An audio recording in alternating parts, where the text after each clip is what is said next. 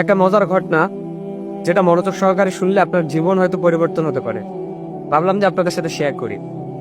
রাসূল সাল্লাল্লাহু আলাইহি ওয়াসাল্লাম একদিন বাইরে থেকে আসলেন, এসে আমাদের আয়েশা সিদ্দিকা রাদিয়াল্লাহু তাআলা আনহাকে বললেন যে, আয়েশা, তুমি আজকে আমার কাছে যা চাইবা আমি তোমাকে তাই দিব। তিনি ভাবতে লাগলেন যে রাসূল সাল্লাল্লাহু আলাইহি ওয়াসাল্লামের কাছে কি চাওয়া যায়, সংক্ষেপে বলতেছি। আবার এটাও ভাবতেছেন যে আমি না জানি এমন কিছু জিনিস চেয়ে বসি, এমন কোনো কিছু কথা বলি যাতে রাসূল সাল্লাল্লাহু আলাইহি ওয়াসাল্লাম কষ্ট পায়। তিনি বললেন যে, ইয়া রাসূলুল্লাহ, আমি কি কারো হেল্প নিতে পারি? বললেন যে হ্যাঁ, নিতে পারো। আমাদের আয়েশা সিদ্দিকা রাদিয়াল্লাহু তাআলা আনহা অনুমতি নিয়ে বাবার কাছে চলে গেলেন, আবু বকর সিদ্দিক রাদিয়াল্লাহু তাআলা আনহুর কাছে গিয়ে বললেন যে রাসূল সাল্লাল্লাহু আলাইহি ওয়াসাল্লামের কাছে কি এমন জিনিস চাওয়া যায় যেটা তিনি আমাকে দিতে চান এখনই। আবু বকর সিদ্দিক রাদিয়াল্লাহু তাআলা আনহু বললেন যে, তুমি আল্লাহর হাবিব সাল্লাল্লাহু আলাইহি ওয়াসাল্লামের কাছে এমন জিনিস চাও যে তিনি মেরাজের দিনে, মেরাজের রাতে আল্লাহ পাক রব্বুল আলামিনের কাছে যাওয়া আসার মধ্যে কি এমন জিনিস আল্লাহ পাক তাকে বলছিলেন যেটা এখনো পর্যন্ত কোনো মানুষ জানে না, তিনি কাউকে বলেন নাই, গোপন একটা কথা। চলে গেলেন রাসূল সাল্লাল্লাহু আলাইহি ওয়াসাল্লামের কাছে, গিয়ে বললেন যে, ইয়া রাসূলুল্লাহ, মেরাজের রাতের এমন একটা গোপন কথা আপনি আমাকে বলেন যেটা এখন পর্যন্ত আপনি কাউকে বলেন নাই।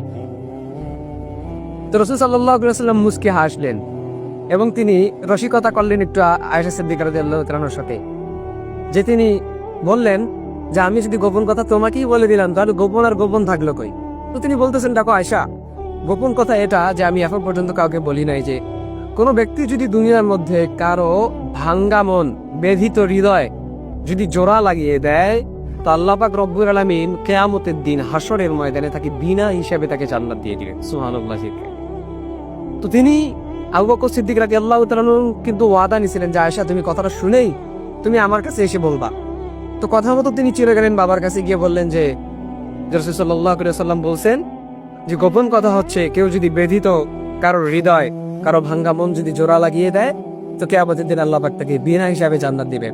এই কথা শুনেই আবু বকর সিদ্দিক রাদিয়াল্লাহু তাআলা কান্না করতে শুরু করলেন।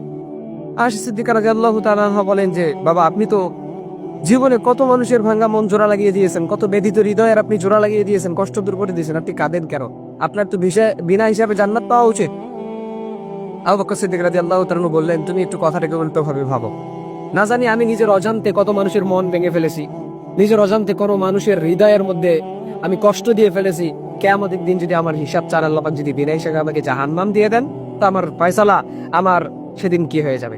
আমি কি করবো সেদিন? আমার কোনো কিছুই করার থাকবে না, আমি বড় ক্ষতির মধ্যে পড়ে যাও। তো এই জন্য আল্লাহর হাবিব সাল্লাল্লাহু আলাইহি ওয়াসাল্লাম বলতেছেন, দুনিয়ার মধ্যে তোমরা কারো মন নিয়ে খেলা করিও না, মানুষের মন ভাঙিও না, হৃদয়ের ব্যথা তাকে নিয়ে আরো রসিকতা করিও না। তার যতটুকু হৃদয়ের ব্যথা আছে সেগুলো মুছে ফেলার ট্রাই করো। এবং রাসূল সাল্লাল্লাহু আলাইহি ওয়াসাল্লাম বলে, তোমার পাশের বাসার কেউ মিসকিন আছে, কেউ গরিব আছে, তাদের নিয়ে রসিকতা করিও না, ঠাট্টা করিও না। এবং রাসূল সাল্লাল্লাহু আলাইহি ওয়াসাল্লাম বলেন যে, তোমরা তোমাদের যখন মাংস রান্না করো সেখানেও এক গ্লাস পানি বেশি করে দাও, যেন পাশের বাসার তুমি কাউকে খাওয়াইতে পারো, তাকেও এক টুকরা মাংস দিতে পারো। আর যদি তুমি সেটা করতে না চাও কিংবা সেটা না করো, তাহলে তুমি এমন সময় মাংস রান্না করো যে সময় তার বাচ্চা কাচ্চা সবাই ঘুমিয়ে থাকে, তারা ঘুমিয়ে থাকে, যেন তোমার মাংসের ঘ্রাণ যেন তাদের নাক পর্যন্ত না পৌঁছায়।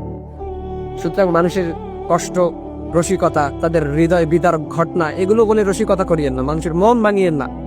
এমন হতে পারে এই মন ভাঙার কারণে, হৃদয় ভাঙার কারণে কিয়ামতের দিন আল্লাহ আপনাকে নাউজুবিল্লাহ বিনা হিসাবে জাহান্নাম দিতে পারে। কিন্তু আপনি যদি মানুষের মনগুলোকে জোড়া লাগিয়ে দেন, মানুষের ব্যথিত হৃদয়কে যদি আপনি কষ্ট থেকে মুক্ত করে দেন, তাদেরকে নিয়ে যদি আপনি রসিকতা না করেন, হাসি ঠাট্টা না করেন, এমন হতে পারে কিয়ামতের দিন আল্লাহ পাকের সুসংবাদ আপনাকে বিনা হিসাবে জান্নাত আল্লাহ পাক দিতে পারে।